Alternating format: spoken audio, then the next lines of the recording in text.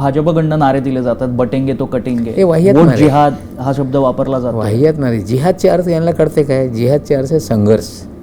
हर जोर जुलूम के टक्कर में संघर्ष हमारा नारा है. ही ती घोषणा हे सर्व ठिकाणी लोक लावत आहे.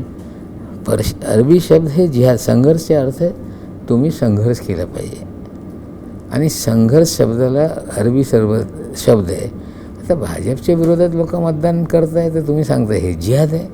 म्हणजे शब्दामुळे भावनिक लोकांना करून मतं मिळवण्याचे प्रयत्न आहे.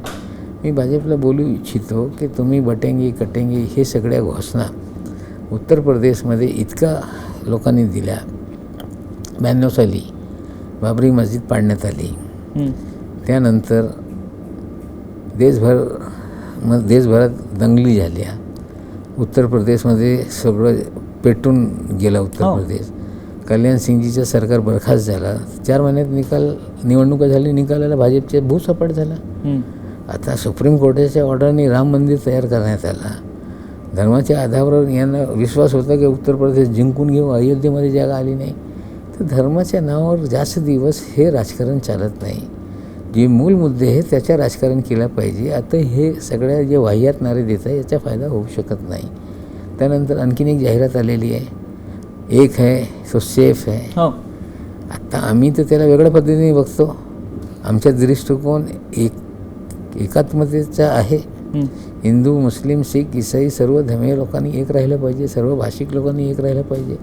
सर्व भारतीय लोकांनी एक राहिलं पाहिजे. या दृष्टिकोनातून आम्ही सगळं पाहतो. इतरांचा काही दुसरा दृष्टिकोन असेल तर त्यांनी त्याचा खुलासा करावा. आम्ही तर एकात्मता एकोपा निर्माण करण्याचं राजकारण करतो आहे. पण कोणी वेगळे फूट पाडण्याचे राजकारण करत असेल तर हे राजकारण योग्य नाही. देश विदेशातील प्रत्येक घडामोडींचे लाईव्ह अपडेट मिळवण्यासाठी आता साम टीव्हीच्या सर्व सोशल मीडिया प्लॅटफॉर्मला लाईक, फॉलो आणि सबस्क्राईब करा. तसंच सर्व नोटिफिकेशनसाठी बेल आयकॉन प्रेस करायला विसरू नका.